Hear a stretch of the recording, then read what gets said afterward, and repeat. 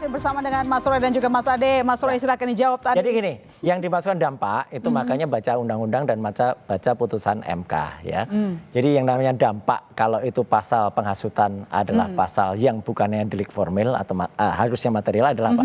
Ada orang yang terhasut dengan apa yang saya katakan. Kemudian ketika terhasut dia kemudian melakukan penyerangan terhadap Pak Jokowi. Membuat kisruh gitulah. Kisruh, tapi bukan dibalik. Kalau di Malang kan dibalik. Kelompok-kelompok mereka sendiri yang suruh ribut sendiri. Ya ini pola lama ini, pola-pola yang udah dikenal, senyum kita gitu. Nah, jadi itu nggak tepat gitu loh. Jadi kebalik, yang di Malang tuh kebalik. Maka tadi polisi juga ketawa aja. Ini kebalik Pak yang di sana ada. Lah iya harusnya kebalik. Yang kedua, ketika kemudian di Solo, pertanyaan saya adalah, Pak ada bukti nggak saya ada di Solo? Nggak ada Pak. Ya udah selesai.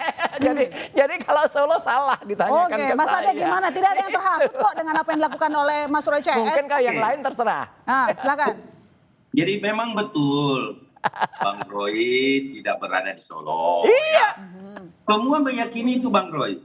Penghasutan itu Bang Roy, ya menghasut, menyampaikan sesuatu kabar kepada orang lain, baik secara langsung, baik secara tertulis, maupun melalui media, speak up, itu dampaknya tidak perlu kita ada di situ Pak Roy. Contoh ya, pada saat di pengerudukan rumah di Solo, itu karena apa? Karena adanya ujaran-ujaran atau ungkapan-ungkapan yang disampaikan Mas Roy di beberapa media kan. Dan itu dampaknya. Ini salah lagi. Dan ingat Bang Roy ngomong, sebentar, saya masih ada datanya dan itu kita juga serahkan kepada pihak kepolisian. Bang Roy mengatakan di Kompas ya, ini sekarang TPWO sudah menuju ke rumah Bapak Jokowi Widodo di Solo. Saya sekarang berada di UGM. Kan itu jejak digital loh Mas ya. Ini bukan aku yang ngomong, tapi itu jejak digital yang ada saat kami melihat itu. Bang Roy memastikan bahwa tim TPUA sudah berada di Solo gitu loh. Iya, kan TPUA yang di Solo, bukan saya. Iya, justru itu Bang Roy. Itulah dampak yang kami maksudkan. Kalau polisi bermaksud lain, terserah. Atau Bang Roy juga bermaksud lain, itu adalah teknis penyidikan. Ini loh. Teknis penyidikan itu Bang Roy. Kalau memang benar, Mas Ade, sekarang gini, supaya orang nggak kusut ya, nggak salah. Kalau memang benar, tadi saya dikejar oleh petugas. Ketika saya katakan saya nggak ada di Solo, ya udah Pak, salah kalau gitu ya. Iya selesai. Saya jelaskan dulu Bang Roy. Saya jelaskan dulu bahwa itu ada teknik penyidikan.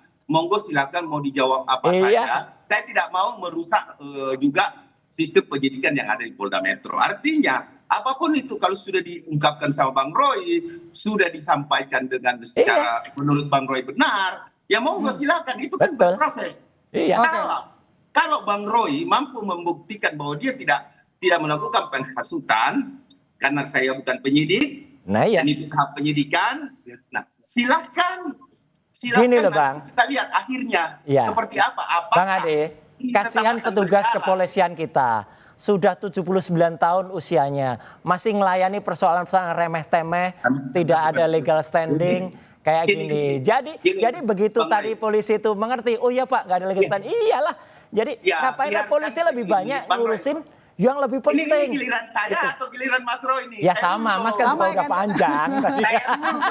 Gantian. Menjelaskan begini Bang Roy, bahwa kemudian penyidikan dilakukan secara profesional dan Bang Roy merasa bahwa di situ tidak ada pidana dan lain, itu haknya Bang Roy berbicara. Iya kan, hak Bang Roy. Tetapi penyidik dia memiliki analisis sendiri. Dia tidak bisa diintervensi oleh baik seorang Ade Darmawan Sekjen Pradi Bersatu, baik Bapak Roy Suryo sebagai mantan seorang Menpora, itu tidak bisa karena kita bukan penyidik. Mas Roy sebelumnya, Mas Ade sebentar. Mas Roy sebelumnya kan Anda menghindari bahkan terkesan tidak mau menghadiri panggilan terkait dengan yang dituduhkan. Kenapa sekarang mau? Karena kan Anda menyebut bahwa apa yang dilaporkan oleh Pradi itu tidak masuk akal. Kita menghormati Polda Metro Jaya. Jadi datang cuma karena menghargai, tapi tidak menganggap bahwa apa yang dilaporkan oleh Pradi itu penting untuk ditanggapi. Nggak penting itu. Nggak penting. Karena ada undangan, harus sifatnya klarifikasi.